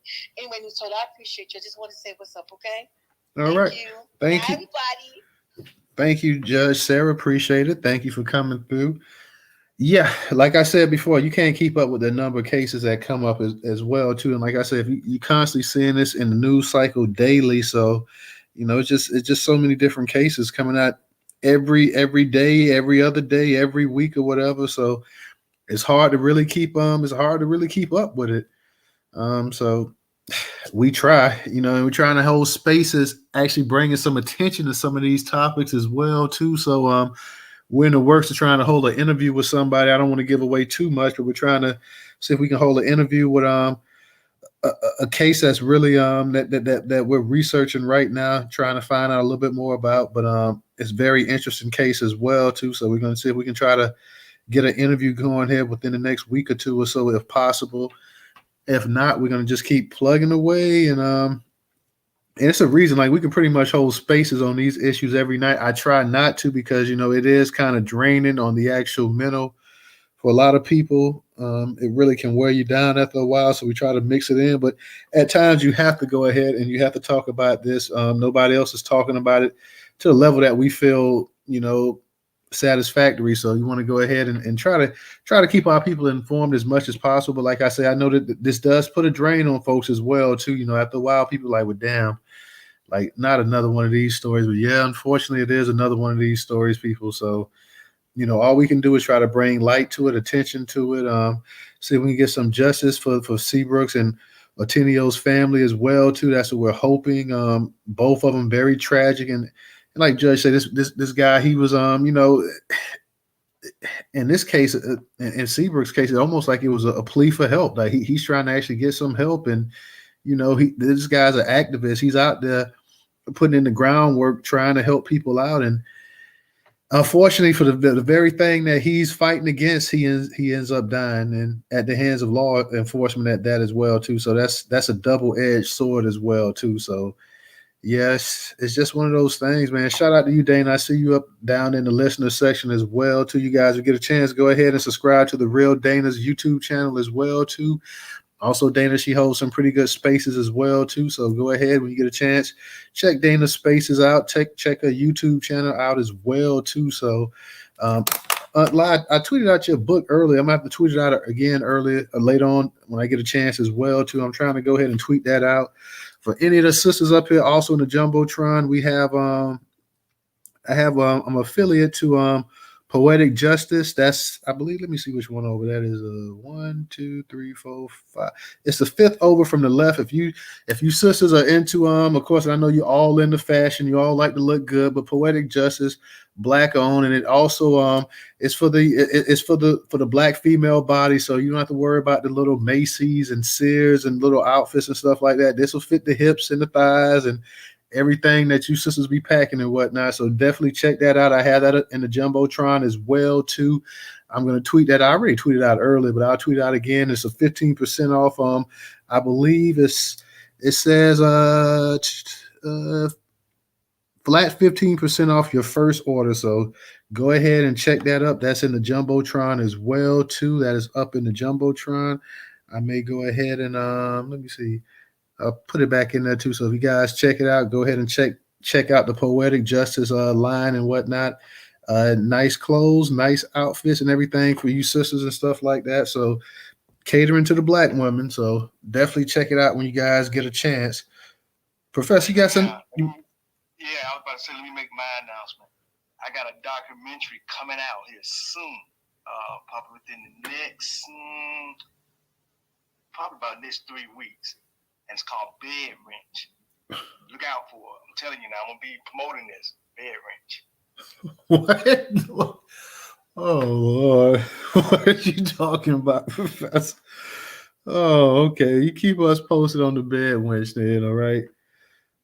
Professor, you never cease to amaze me, though, but definitely keep us posted on that. Professor something else, man. I give you that, Professor. But yeah, if anybody wants to speak, y'all go ahead and say something. If not, we'll go ahead and we'll close the space down for the night. We're not gonna keep anybody any longer. We only try to keep it going if the conversation is flowing. If everybody's relaxed and chilling, like, hey, I'm just listening, I'm okay or whatever. Hey, we're not gonna hold anybody up. DJ, you got something you want to say real quick? Yeah, let me know if y'all want to hear that little bit of audio about Najee Seabrooks. Oh yeah. Put that on. I forgot about that. I forgot. Yeah, put that on. All right, hold on. Give me 2 seconds. 2 seconds. 2 seconds. Okay. Yeah, definitely. Like I say, rest in peace to both of these brothers, man. It's just this is ridiculous that's going on. Let me give a shout out to Be More Codified, Maintenance on Wheels. Thank you for your support on Cash App as well, too. That's my brother McCoo. He's always supporting. So shout out to you, brother. I appreciate that. Thank you so much. Thank you so much. I wanted to say something. You know, Virginia been heavily in the news between these Henrico deputies, and I'm only like 30 minutes from Henrico County. So it's up past Williamsburg. I'm in Newport News. Never really have no problems in Henrico County. And then this Rich Neck school shooting that my son goes to Rich Neck Elementary. We have really been in the news. I've never seen us this much in the news with so much craziness. Yeah, unfortunately, sister, it's not just limited to Virginia too. Try coming to Florida. Florida, back in the day, I know everybody thought Florida was just a great place for the older people to retire and whatnot, but Florida is crazy to say the least. Florida is really crazy. Brother McCoo, what's going on? Unmute your mic. Hey fam, how y'all doing tonight? I just wanted to give my condolences to the 6 construction workers that died on 695 the day up here in Baltimore. We had somebody just it was this crazy ass car accident. Somebody skipped off the opposite side of traffic and just ran over these 6 guys. So I just wanted to say condolences to their families because they was out there doing their work, you know, being positive and, you know, got killed doing the day of work. Oh, well, I didn't hear about that, but condolences to them as well, too. I'm sorry to hear that, and prayers to them and their family. I saw that yesterday. That happened yesterday, right before the night was over with, right? Yeah. Actually, well, yeah, this morning. But yeah, you're right. Yep. It was before the morning. This morning. Yeah, I definitely didn't hear that, but thoughts and prayers to their families as well, too. I'm sorry to hear that, and you're right. Men just going out there trying to lead a productive life and provide for their families and get killed like that. So I'm definitely sorry to hear about that. DJ, you got it. Dolphin, as his family is preparing to say a final goodbye tomorrow. His death has sparked community outrage and a demand for answers, as this newly released footage gives us a glimpse of the standoff, negotiations, and ultimately the shooting death of Seabrooks. This is how the barricade situation started, with family, police, and EMTs trying to help Naji Seabrooks to safety on March 3rd. His family said he was hallucinating and behaving erratically. Seabrooks can be heard telling police he has 2 knives and a gun locked inside the bathroom with him. His family saying he was having a bad reaction to something he had smoked, calling his behavior completely out of character. Your family and your loved ones are out here, and they're worried about you. They're concerned.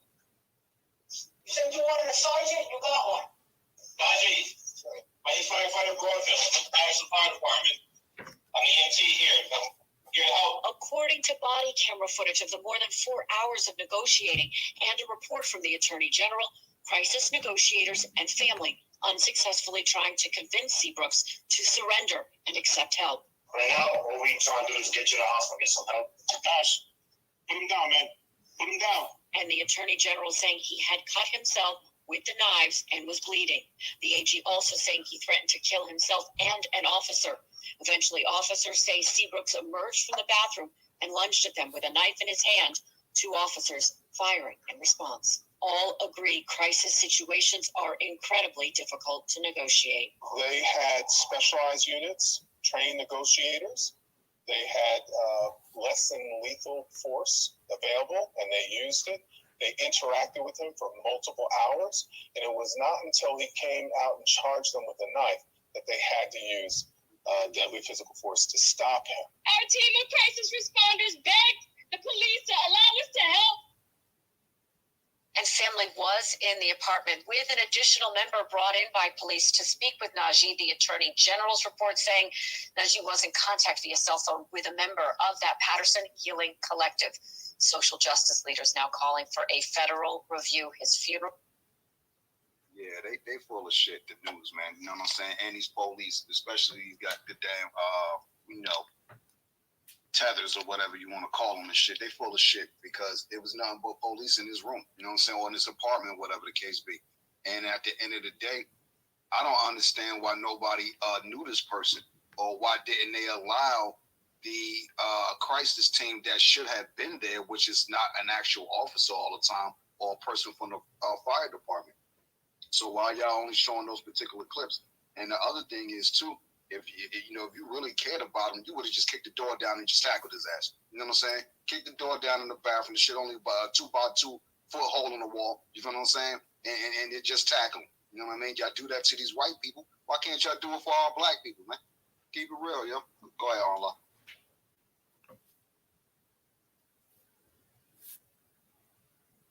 You there, Aunt Live? I'm here. I was just saying, like, I agree with you 100%. The fact that even the news are saying they did, like, whoever that was who's saying they did everything they could. No, you didn't. It doesn't even make sense. Like, people was trending, how do you call for help and get murdered? And what black people got to understand, and I know it's hard, we got to stop calling the fucking police. Like, I don't want to blame the victim, but we already know what they're going to do. So when they do it, we get upset, but we call them to the scene. And when I hate to, I don't want to blame the victim. We have to stop calling the police. Like the crisis team saying, why didn't they let us in? Why didn't they call the crisis team and not the police? Family, because when we do that, we set our family members up. And then the police come in and they have these certain tactics that they have to use. They be bullshitting. Like everything it was so much bullshit, so much lie. It's like New Jersey's one of those states where you with the counselor, with the police, where the police departments was hiring them in certain towns. It's just all bullshit. And if you know the person has a mental health crisis, I was a social worker for 7 years.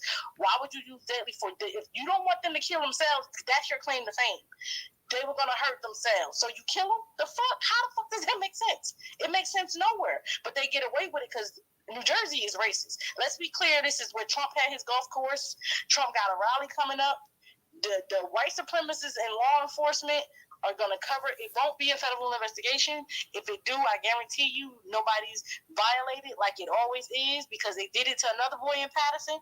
Well, the boy went to a police station in Patterson and they killed him. It's nothing new. It was another boy shot in South Jersey and they killed him. There's nothing new about what they're doing to us. We just got to understand. We got to stop. We got to stop calling the police. We really got to stop doing that. And we got to. I can't even.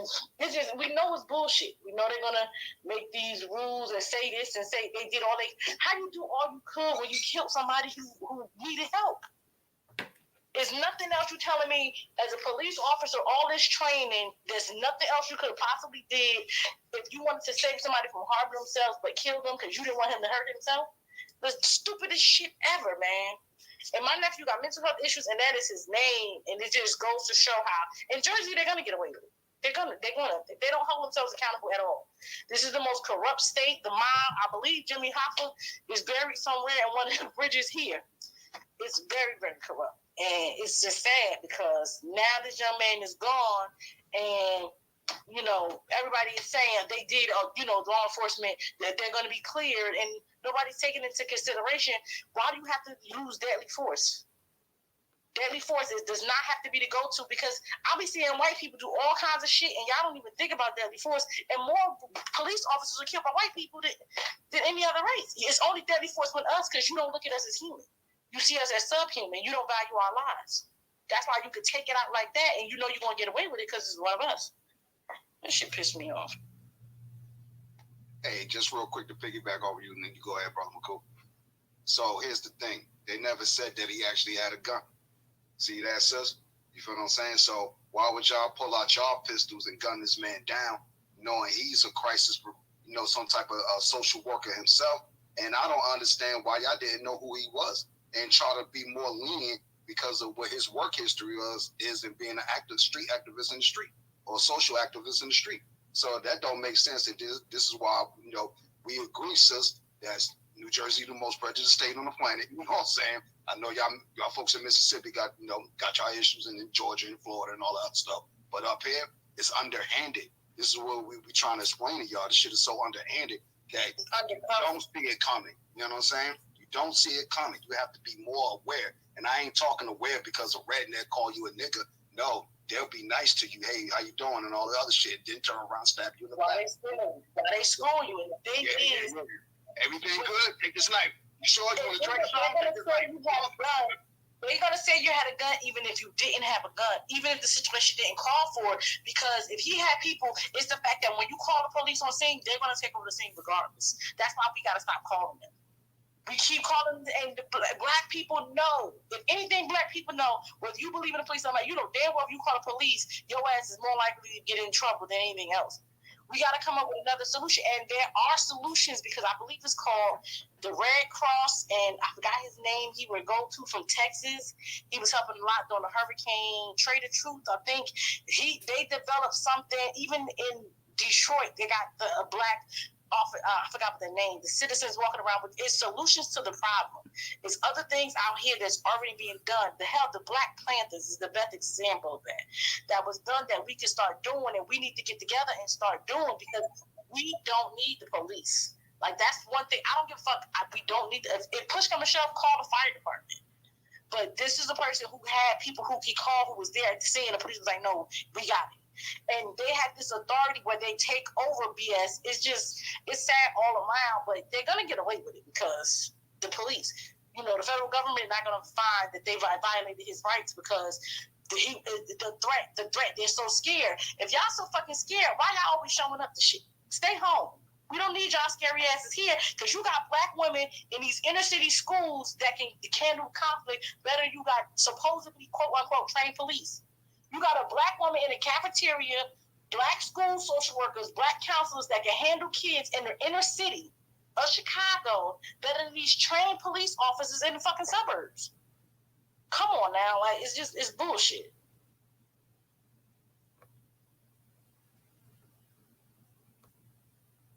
All right, Brother Boko. Yeah, I'm gonna just, second and third what she said. Call a fucking fire department. Stop calling the police. Call the fire department. I don't care if I got a splinter in my fucking toe. I'm calling the fire department. You know what I'm saying? I'm beefing with somebody, I call the fire department. I ain't calling the police because call the police definitely guarantee that you're not going to leave alive in this situation. You know what I mean? That got to be our code. And I'm gonna just say it outright, like call the fire department for every fucking thing. Fuck the police. Real talk. Let's get back on our NWA shit. Fuck the police. I learned that, bro. Hell yeah, I'm with you, brother Muko. Shit, NWA, baby. That's what I'm talking about. Real talk. The only thing is when you do call the police, you just never know how this thing is going to escalate at this point in time right here. So I think in some cases, some of our people having to deal with somebody maybe with a mental problem or something like that, they're not exactly sure how to go by handling it. Maybe at the same time, you just, if anything escalates and you're really putting the person at danger. So it's a touchy situation, man. I don't think you should definitely be calling the police willy-nilly, man. I mean, if you're gonna call them, it has to be absolutely almost a life and death type situation. Because if you don't have to get them involved, it's best not to. And there's plenty of evidence to show you right now that these police officers they're not really doing what they need to do when they handle somebody that's black and has a mental issue, a mental crisis, or something like that, a breakdown. So you definitely have to be careful about giving them a call.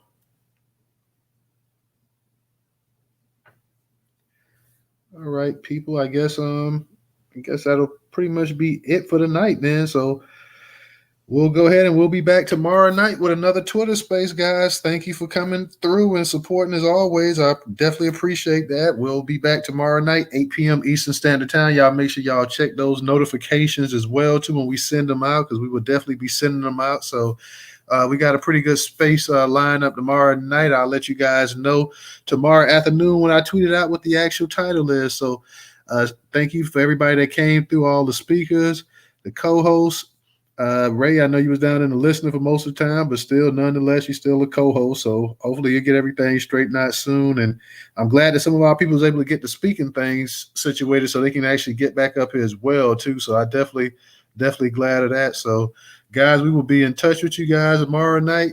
Y'all be safe. We'll see you then. Have a good one.